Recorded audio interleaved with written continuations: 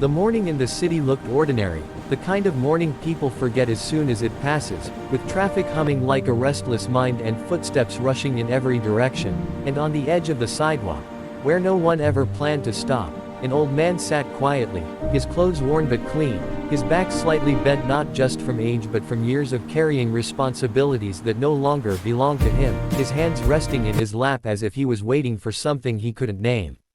People passed him without slowing down, some pretended not to see him, others saw him too clearly and chose to look away, because it's easier to ignore pain when it doesn't speak, and the old man didn't beg, didn't raise his voice, didn't stretch out his hands, he simply existed there, invisible in a crowd full of faces.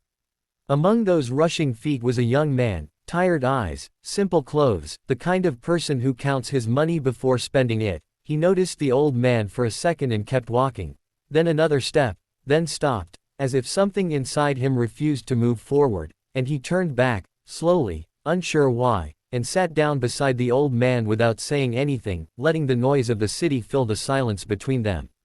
After a while, the young man asked softly if he had been sitting there long, and the old man answered that he had lost track of time, that days felt the same when no one asked where you were going or where you had come from, and the young man nodded, understanding more than he could explain. He checked his pocket, knowing he didn't have much, but also knowing that kindness isn't measured by how much you give, only by whether you give at all.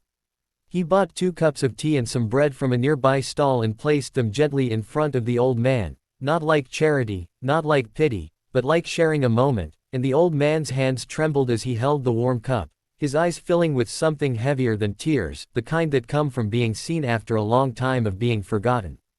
They ate together in silence, no questions, no stories forced into the air, just 2 people existing in the same space, and when it was time to leave, the young man took off his jacket and placed it around the old man's shoulders, ignoring his protest, saying only that he was used to the cold, and walked away without turning back. Nothing magical happened that day. The young man's life didn't change overnight, his problems didn't disappear, but something inside him felt lighter, steadier, and weeks later, when an unexpected opportunity came his way, a chance he hadn't hoped for anymore, he remembered the old man's quiet smile and realized that kindness doesn't always return as gratitude, sometimes it returns as strength, as timing, as a door opening when you thought everything was closed. Because kindness isn't about saving someone or being remembered, it's about stopping when the world keeps moving, sitting down when everyone else walks past, and reminding another human being that they matter, even for a few minutes, and sometimes, without knowing it, that small pause becomes the most meaningful part of your own story. The morning in the city unfolded slowly, wrapped in a dull gray sky that made everything feel heavier than usual, the kind of morning where people move on instinct rather than intention, repeating routines they no longer question, and on the far edge of the sidewalk, where the noise softened just enough to be ignored, an old man sat with his back against a cold concrete wall, his coat thin for the season, his shoes cracked from years of use, and his face marked by time in a way that told stories no one had ever stopped to hear. He wasn't asking for anything. That was the strange part. He wasn't holding a sign, wasn't calling out, wasn't trying to catch anyone's attention, and maybe that's why he blended into the background so easily, becoming just another shape people stepped around, another problem they didn't have time to feel, as if silence itself had made him invisible. People passed him with purpose, or at least with the appearance of it, some clutched their bags tighter, others stared straight ahead, pretending their eyes were broken, because acknowledging suffering, even for a second, asks something of you, and most people felt they had already given enough to survive their own lives. Hours slipped by that way, unnoticed, until a young man entered the frame, his walk tired but steady, shoulders slightly hunched like someone carrying weight that couldn't be measured, his clothes simple, his shoes worn in a familiar way, not from poverty exactly, but from long days and careful choices. He noticed the old man without meaning to, just a flicker of awareness, and kept going. One step, then another, and then something inside him slowed his body down, a quiet resistance, the kind you don't argue with, and he stopped, standing still while the city moved around him, horns blaring, voices rising and falling, and in that pause, he realized how alone the old man looked, not dramatically alone, not tragically, just forgotten.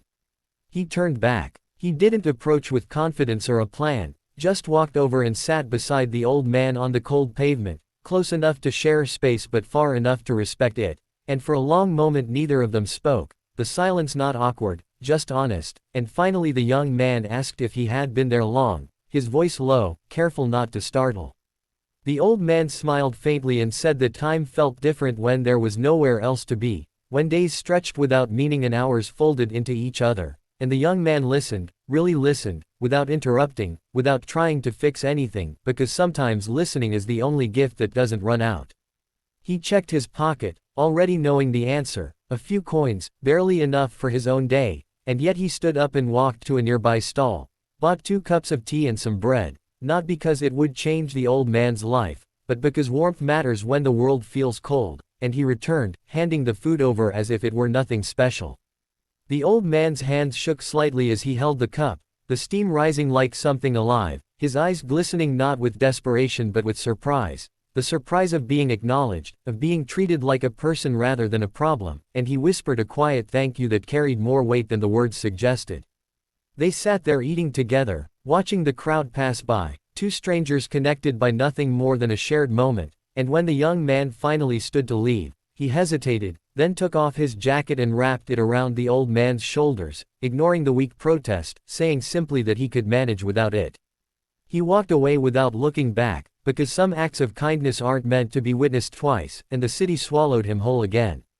Life didn't transform instantly after that. Bills still waited, worries still followed, sleep didn't come easier. But something subtle shifted, a quiet grounding, like knowing you had done one thing right in a world that often feels wrong. And days later, when an unexpected call came, an opportunity reopening a door he thought was closed forever, he didn't celebrate loudly, he just smiled, remembering a pair of trembling hands around a warm cup of tea.